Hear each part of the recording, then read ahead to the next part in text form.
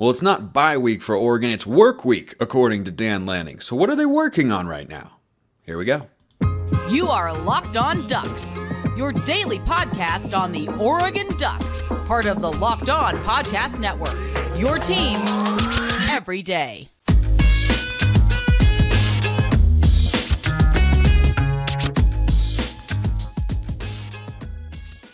Yes, it is that time once again for Locked On Ducks. I am your host, Spencer McLaughlin. Thank you so much for making this your first listen or your first view of the day. Part of the Locked On Podcast Network, your team every day, and your number one source to stay up to date with the Ducks. So if you have not already, please like, comment, subscribe, rate, review, please, and thank you. Wherever you listen to or watch this show, we got my man Rian Winter today, perhaps the most popular guest amongst the fans that we've got here at Locked On Ducks. He's at SportsChat503 on Twitter and on YouTube. Brian, let's get right into it. It's work week, according to Dan Lanning. Oregon is 5-0. The defense is allowing, I think, negative 18 points per game.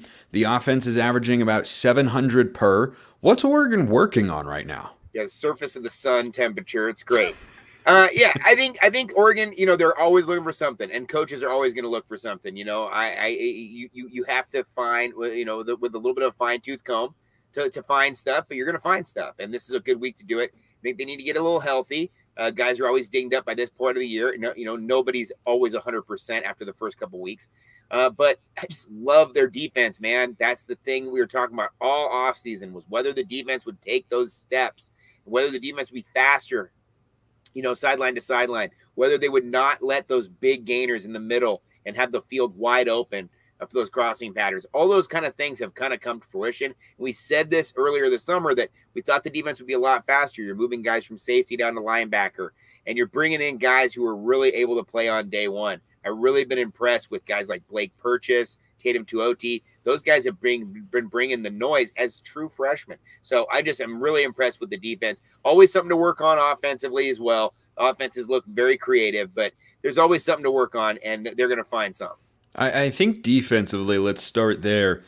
The area improvement you would look at if you look at all 5 weeks of games holistically is the penalties, right? I mean, that's been the biggest problem. But here's the thing, Ryan. Week 2, 124 penalty yards on the road against Texas Tech, who granted is better with a higher caliber of player and athletes than Stanford has right now.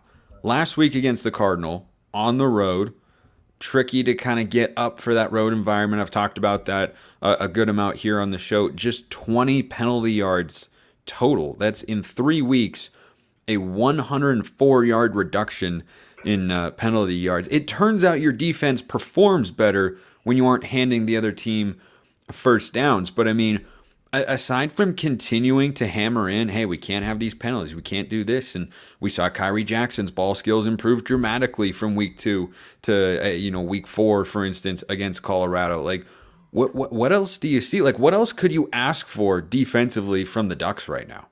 Well, I think you still need to get the pressure on the quarterback. You've gotten pressure from the front four, which has been great. I think you still need to keep working on that. But, exotic pressures, you got to bring pressure from a lot of different places. Dan Lanning's known for this, bringing safeties up, bringing outside backers up, and working somehow with your linebacker core to put pressure on as well. I think Jeffrey Bossa through the middle.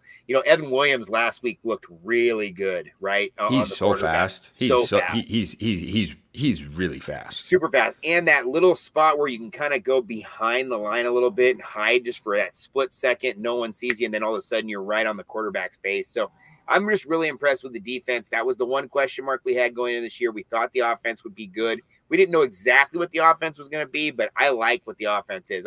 Not, again, recency bias, I would say it's better than the Kenny Dillingham offense, but I do think it's something that they've taken chances. I've looked at it a variety of different ways. I really love how they have a lot of misdirection going on. They have options going either way. They'll take 2 guys, the guard and the tackle, and they'll both pull them left, and then they'll run right. They'll pull them left, and they'll make all the action go to the right, but then they'll throw Bo to the left behind the pulling guard and tackle. Just interesting stuff like that. So I'm just really excited for the offense, but I was really impressed with the defense. You talk about the ball skills for the DBs. I do think that's a really important one because it's so quick to be able to get a flag from being sloppy on the edges. And if you just play the man and then play the ball, I think it's a hell of a lot better than these guys that just play the man right through the guy. I mean, you said, first week or two, we had a couple penalties where the guy didn't even look back at the ball, just hit the guy and just played the man, not the ball. And I think Dan Lanning came out right away and said, hey, we need to work on that. We'll work on that. They clean those things up. You're moving forward. You're going to get a lot of opportunities against Washington, so you better strap it up. Yeah, I mean, the secondary's been so impressive, and Washington is probably their biggest test. I think that's seconded by USC. I love the mug there, Ryan. Show that up to the people on YouTube. Look at that. Look. On a shout. Oh, that's awesome. For those listening on podcasts, it's a apple green Oregon mug. There's a cartoon Puddles with his hands up in the air, and then it says shout. With the toga. Yeah, with the toga on and everything. Oh, that's outstanding. That is an excellent. This is why we bring Ryan on, man. You just can't get that from a regular guest. But Ryan is nothing if not abnormal in the best way possible, of course. Love being abnormal. Exactly. That's the only way. That's the only way to be. You need to send me your address, and I'll send you one of these cups. There's not a single. First of all, I'll take you up on that. Second of all, there's not a single thing about me that anyone would describe as normal. Okay, my love of golf is not normal. My love of the Ducks is not but normal. Normal in the sense that you're over the top.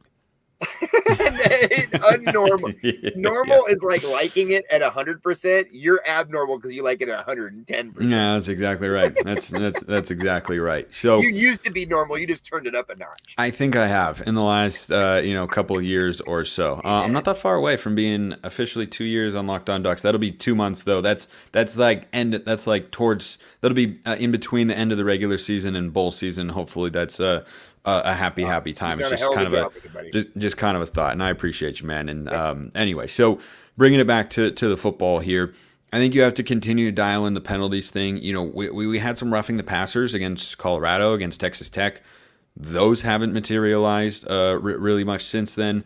Defensive holding hasn't been there. Pass interference, everything has come down. It's just continued to improve. I almost feel like, Ryan, there's more to work on offensively than there is defensively based on what we've seen the last couple of weeks. I mean, the starters haven't allowed a touchdown since the third quarter of Texas Tech. Pretty good. That was a long, long time ago in a galaxy far, far away known as Lubbock, Texas. I mean, I think that's actually, as I say it out loud, I think that is what you'd have to look at is I think the offense has got more to work on than the defense. Yeah, I'm not a big Star Wars guy, but is Tatooine the one that's like the... that's the desert planet with the two suns, yeah. That might be as close to Lubbock as you're going to get in the United States. The idea that you're going to have, this defense shut teams out, I think is going to be great. I think the Colorado game, especially after seeing USC, right? When you see the USC Colorado, you're like, that's the same team that Oregon is playing completely shut out. You feel a lot better about it. A lot better. And I really like the idea that Oregon's just a vastly improved defense from last year. And last year they barely lost to Washington at home. So, let's run this thing back. And I said it right after that game in Autzen Stadium, depressed, kicked in the gut, whatever. I said, I can't wait till next year in Seattle. And here we are. I know. We're 11 days away, and we're talking about that Washington game later in the show. But on that note, I think the biggest area for improvement is something that Oregon did very well in that Washington game. You can up your fashion game and improve it with Bird Dogs, though, all the time, because they make you look good. Their stretch khaki shorts could even be adaptable for a big guy like Ryan. They got everything that you need, and they're designed to fit slimmer through the thigh and giving you a truly sculpted look. Bird Dog shorts do the exact same thing as Lululemon, but they fit way better, and their versatility is probably their best quality. You can wear them swimming, hiking, walking, on a date, evening out, lounging around the house, wherever you want. You can wear your Bird Dog shorts. So go get yours at birddogs.com/lockedoncollege or enter promo code lockedoncollege at checkout for a free Bird Dogs water bottle with your order. One of you wonderful Oregon fans out there did just that, sent me a picture of said water bottle. That's how you get a major shout out on the show. That'll come here in just a moment. That's birddogs.com/lockedoncollege for a free water bottle at checkout. You won't want to take your Bird Dogs off. We promise you. And, a guy like me, now that we're getting the second segment sip there, guy like me, I roll a double X. I'm a 40 waist size. We're thick. We don't skip leg day. So, you need a little extra through the thighs for us, because we might need to just get down into pass protection and just break it down for somebody at a wedding. Yeah. By the way, the special shout out for ordering that Bird Dogs, the Bird Dogs order with the water bottle. Simone Renee, hope I'm pronouncing that name correctly. Shout out to you, Simone. She tweeted out at me, and I was like, that's a W right there. That is a major, major W. But stay hydrated. Going back to something Oregon did well in the Washington game a season ago that I actually still, have the biggest question about it for the Ducks, really, on either side of the ball. Sure, you can ask other questions. Is the secondary good enough to go toe-to-toe with Washington? I mean, I don't know if anybody is in the country. Those guys are all so good. They've got 3 NFL receivers and a really good college receiver as well, Jeremy Bernard. But Oregon ran the football really well against Washington, and it's why I felt that we were going to win the game right up until we didn't, because we had like an 8-minute clock-bleeding drive that unfortunately didn't result in a touchdown, and unfortunately resulted in Bo Nix getting hurt, but Oregon was able to run the ball at will in that game, Ryan, and I look at the Texas Tech game and say, okay, that's probably the best front seven Oregon has faced this year, and they struggled to run the football. It was their worst rushing output of the year, and it's why I always say I think stats are a starting point, not an end point. And this is a Washington defense that, is a little bit undersold because of how good the offense is.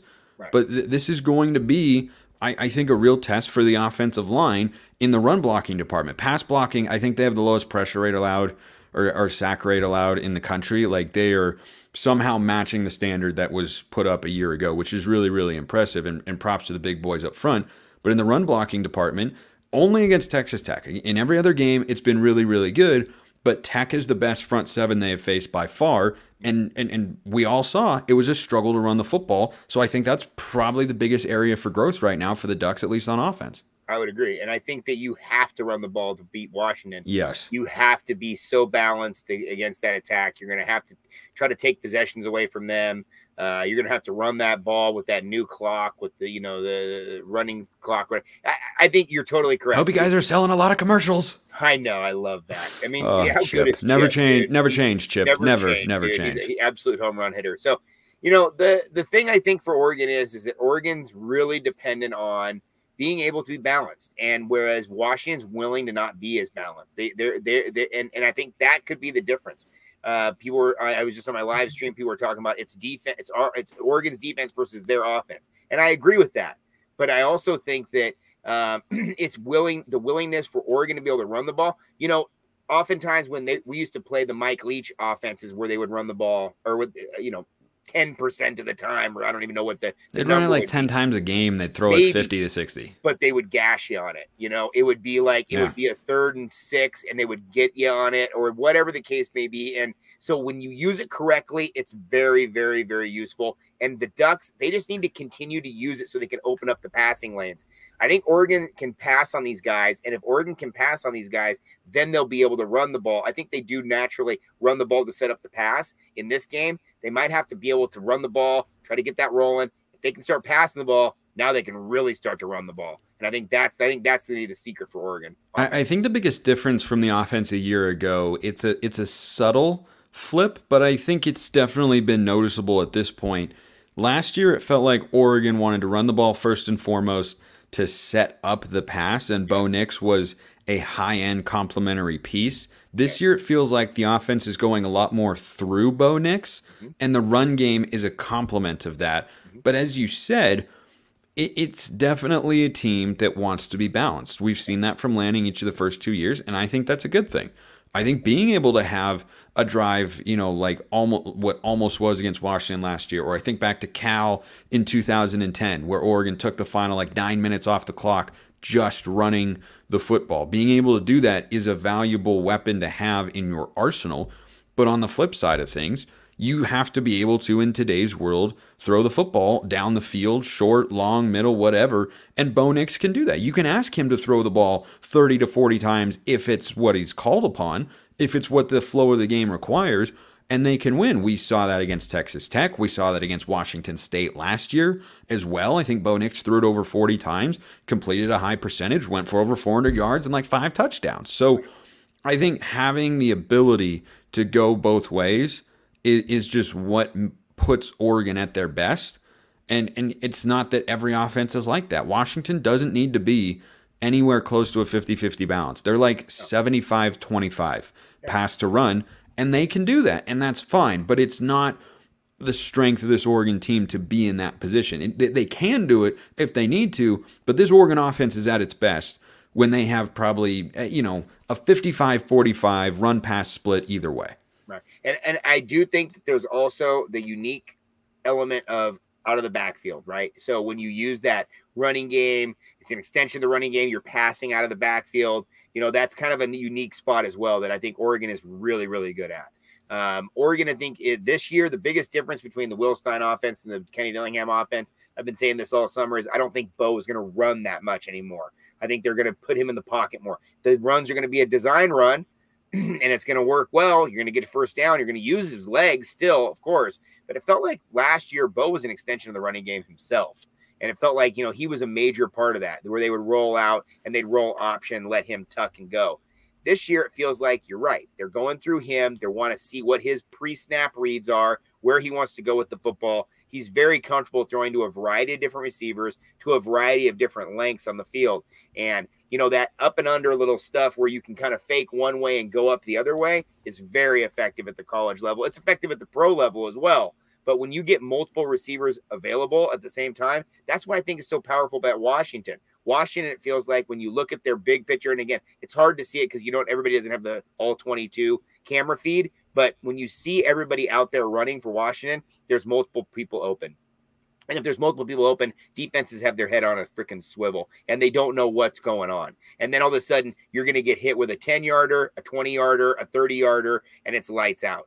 With Oregon, they've been so good. I mean, think of the Troy Franklin touchdowns that he got last week, right? He got the little screen pass where Terrence Ferguson was blocking for him. He got the big, long gainer across the middle where he cut. He got the one on the sideline, or not all touchdowns, but big gains or whatever. And so he can hit you in a variety of ways. And that's just one guy. We're not talking about Tez Johnson that likes to catch the ball on a short pass and take it off and go with his speed. He was trying to hit Tez on the deep ball, missed him. He had him too. Remember right away, that was the one right in the first or second quarter there.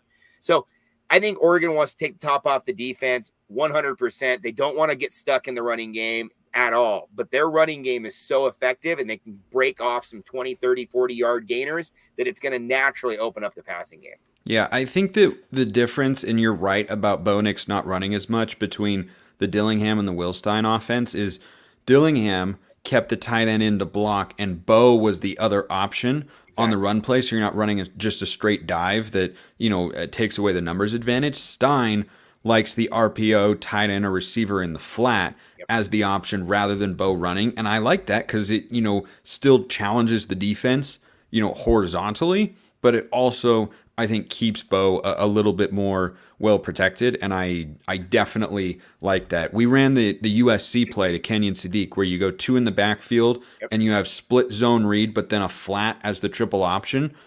I love that play. Well, even as simple as a toss play instead of the option, right? Same type of vibe. Everybody's blocking the same direction. Everybody's blocking down. Wide receivers are blocking out. And instead of running option and running the quarterback out and have him keep, Bo's already tossed it. Right. And he's just out there. And then the tight end can now be the extra blocker out there. So, yeah, I think that they're being very creative of trying to keep him upright, trying to keep him in the pocket. And I think Kalen DeBoer is doing the same thing with Mike Penix Jr. Yep. Yeah, I mean, Penix has never been a huge runner. He's had an injury history, and, at Washington, he's been able to stay away from that because he's not running as much. He doesn't have to. They have a good offensive line, and they have a really good head coach, and they have a sharp offensive coordinator who will one day be a head coach himself 100%. In Ryan Grubb. We've got mailbag questions to answer. Ryan, I love the mailbag. Absolutely love it. I love FanDuel as well because they got everything you need. Oregon's a 3.5-point dog at Washington. If you want to go hammer that in one way or the other, whether to cover for the fact that or the potential of Oregon losing and you want to have something good happen either way, maybe you want to do that. Or if you think the Ducks are going to win, you want to try and double down, go bet Oregon over there, -3.5, or they're +3.5 rather, against the Huskies as an underdog. Right now, new customers can get $200 in bonus bets guaranteed when you place a $5 bet. That's $200 and bonus bets, win or lose. If you've been thinking about joining FanDuel, there's no better time to get in on the action. The app is super easy to use. There's a wide range of betting options, including spreads, player props, over-unders, and more. Visit FanDuel.com/lockedon. Kick off the NFL season and college football. FanDuel, official partner of the NFL. All right, Ryan, let's hit some mailbag questions. YouTube comments or Twitter at @Smalls_55 or at LockedOnDucks. If you want priority mailbag questions and a chance to talk with me one-on-one much more easily and consistently than social media, and even more detailed thoughts than you get here on the show, go join Locked On Ducks subtext community. Link in the description wherever you're listening to or watching this show. This one from... I apologize. I don't usually do this, but I forgot to write down the name. Might have been a subtext question. In fact, I think it was. Anyway, the person knows who sent in the question. Hey, Spencer, wondering if you have any concern about the team not coming together at the same time. Seems like the defense is a year or two behind the offense in terms of hitting their peak, but with the number of guys that are probably leaving the offense at the end of the year, it could flip next year. Thoughts? I think right now, like we talked about earlier, both units are playing at a really high level. And I think a level that is good enough to take them to where they want to go. It's just a matter of going out and executing on game days, winning games, getting a couple breaks here and there. I think looking ahead to next year, I definitely favored the defense over the offense because of what is an unknown with the quarterback situation. Whereas defensively, I look at the personnel they're going to have, and I feel really good about what Oregon's defense can be in 2024. Yeah. I think Oregon's offense is always good. And I think that the next man up is going to be great. I think I know, what you have right now with Bo Nix, you're not going to have next year with Ty Thompson, right? Or whoever comes in as the transfer if you're going to have that route again. But even if you go with Ty, you think you're probably going to have a step back. But this Bo Nix is really good. Like on the same level of as Herbert as a senior good, right? We get kind of lost in the fact that Herbert became the rookie of the year, but he wasn't as good necessarily in the college system because maybe our offensive coordinator and head coach was maybe holding him back just a little bit. I don't know. Maybe some people have said that, but my point being is some have suggested this Bo Nix right now, this quarterback, this version of Bo Nix is the best Bo Nix we've ever seen. This is the best quarterback he's ever been. And he's rocketing up the draft charts. He's a guy who is dependable. He makes the right decisions. He knows what he's doing. He's seen more snaps than anybody else in college football as a quarterback, as a starting quarterback. The guy is absolutely prime for this position right now. Whether or not the defense is where it needs to be, I think the defense has taken major steps forward. Every year is a new year in college football. You got to replace almost everybody, it feels like. Next year, it does feel like this team's trending a little bit more defensive, leaning on the defense. That's a good thing because I think Oregon's always had a good offense. And I think you're going to constantly have a good offense here. You're going to have really good offensive players that want to play at Oregon. You're going to have good quarterbacks that want to play here. You've recruited some good quarterbacks. The guys that have come in look really good. The two guys that are coming in on the next class look really good. So I'm not worried at all about the offense. It's always been, if the defense is good enough to play, that's the secret. Now, the big difference for me is what's the Big Ten going to offer versus the Pac-12, right? How is this team going to translate there? I'm terrified of that Iowa offense, man. I don't know how we're going to handle Indiana and Illinois. And I think that they're going to translate very well. But I do think that there's going to be some adjustments here and there made, whatever the case may be. I think Oregon, Washington is going to have something for that Big Ten, boy. I think Oregon, Washington, USC, all three of them, and UCLA to a lesser extent, are all going to play very well in basketball and in football. Yeah, I think in the Big Ten, I don't know about Washington and basketball and Oregon, we'll see how this year plays out, of course. But I think in the Big Ten for football, with 18 teams, I kind of separate them into 3 tiers, Tier 1, Tier 2, Tier 3 with 6 in each. I think Oregon, Washington, USC are all Tier 1 in the Big Ten, and the other 3 up there are Ohio State, Michigan, Penn State. And then your Tier 2s are your Wisconsins, your Iowas, your maybe UCLA every once in a while. Yeah, right? Michigan State every once in a while. I think that's kind of where Oregon fits in there. And I think they're capable of being just fine on both sides of the ball, pending what happens with the quarterback situation. So we'll see. Sure. This question from Peyton, diving into Washington here. What are some ways you think Oregon can beat Washington? I know our defense is good, but I don't think it's good enough to hold this Washington team under 30. I think that depends on how well Oregon runs the ball. I mean, last year they allowed 37, with a defense that is not as good as this year's. That was also at home, but to me, the road factor is not as significant as the improvements defensively. So I think if Oregon plays well defensively, they can hold Washington to 27 points. Arizona just held them to 31. Now, granted, that was in Tucson. That makes a difference. But Oregon's got a lot more talent than Arizona, so I think they can hold them in that sort of range if they play to their capabilities and, maybe force a turnover or two. A fumble wouldn't hurt, and one interception of Penix. I think that's feasible. They picked off Penix in the end zone last year. So if they can do that again, I think they can hold him in there. But I mean, there are a lot of different ways that Lanning and the staff could really go at attacking this game, because how much can you lean on the running game like we were talking about? Like, how good do they feel about it? I know you've run it well each of the last 3 weeks against Hawaii, Colorado, and Stanford.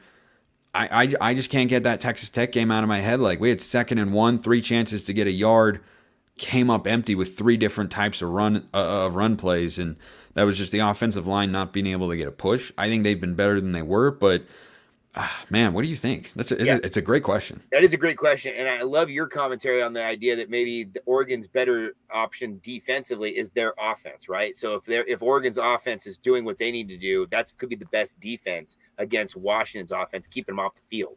And the classic idea of college football is that whoever can take the air out of the ball.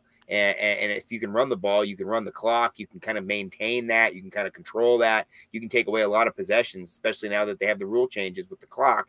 And I can see Washington kind of stressing about that and seeing possessions kind of click away with Oregon's style of offense.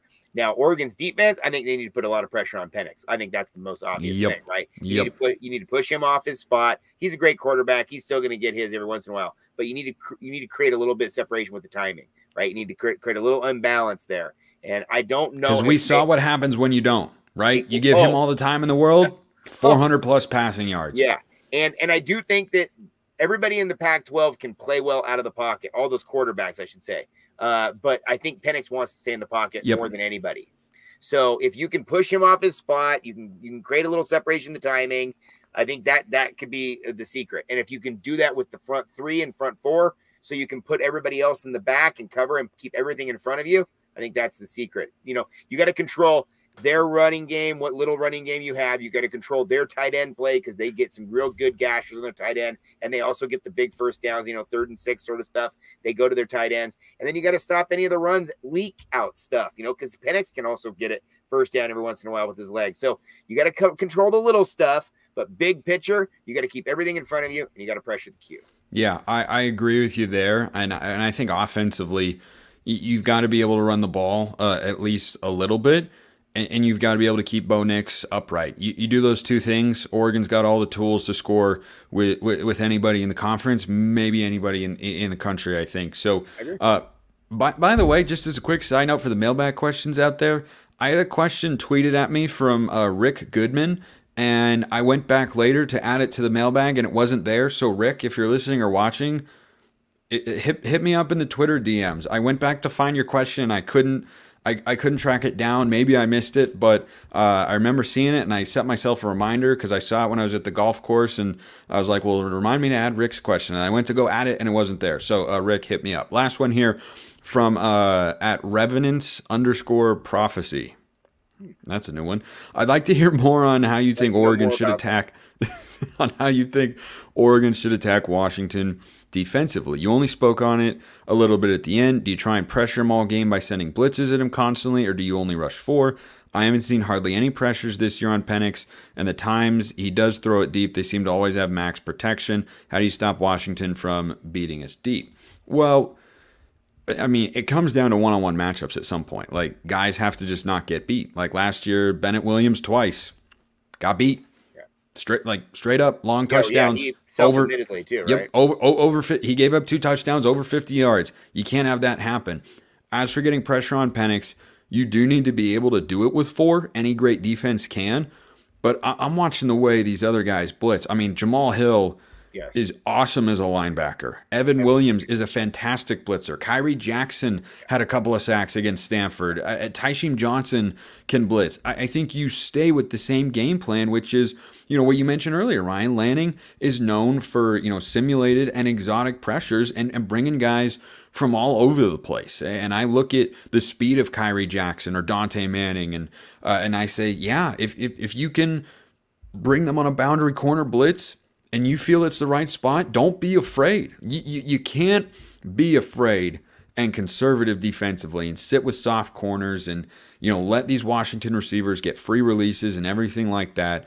Yeah, you got to stay over the top, but I think last year there was too much soft zone and there was not enough pressure on the quarterback, and you cannot let Penix sit there and be comfortable. You have to find ways, whether that's just rushing 4 and winning one-on-ones or bringing pressure, or probably both, because that's what we've seen be effective this year. You've got to be able and be willing to play the style of defense that's gotten you to this point, or else Penix will have too much time to throw because their offensive line has been really good this season, and we know if he's got time to throw, he's got great receivers, a great OC, and he's gonna torch you.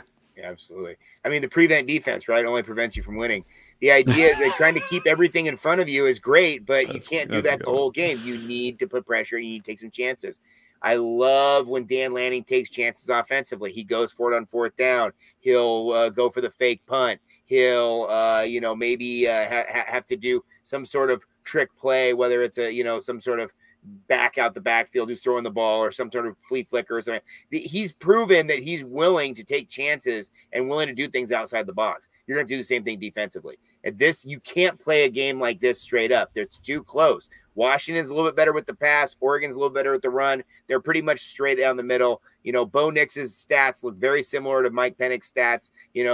Michael Penix is obviously throwing for more yardage, but, they're very similar in the same sort of stratosphere. The running game, I think, is going to be the difference. I think if Oregon can maintain the run, I think they're going to really control the clock and they're going to control the game, and they're going to be the ones in charge of this thing. And I think whoever can really, dominate the clock is going to be the team that's going to win it, because like we saw last year, you kept leaving time on the clock for this team. They could have just ran the thing out. They could have got the first down. They could have gone down and sealed the victory. Instead, well, if they just got a touchdown on, 2nd or 3rd and goal, then game's absolutely over. Or even that 4th down where they, get the Noah Winnington when he falls down.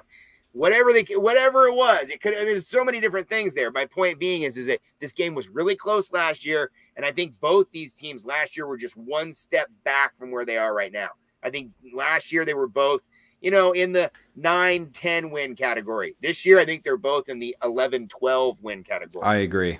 I'm completely with you there. I mean, Washington was, a 10-2 with a bowl win, 11-2 team, and Oregon was a 10-3 team, and I think that's about what the ceilings were for those teams. I think Oregon's ceiling was higher than what they accomplished a year ago, but I think overall the ceiling for both these teams is 12 wins in the regular season and a college football playoff. Yeah. Not necessarily 12-0, but like maybe 11-1, Pac-12 title, yes. College football playoff. Like that's what the ceilings are. And last year, in retrospect, Washington had that, but they also lost to a 3-9 Arizona State team. They played really good football after that, but I think you look back and say, okay, they weren't, quite there, though they were certainly very, very close. Ryan Winter but real quick, yeah, that's go ahead. Classic Pac-12. Yeah, oh yeah. How many times have we it's seen vintage. that from us? It's vintage.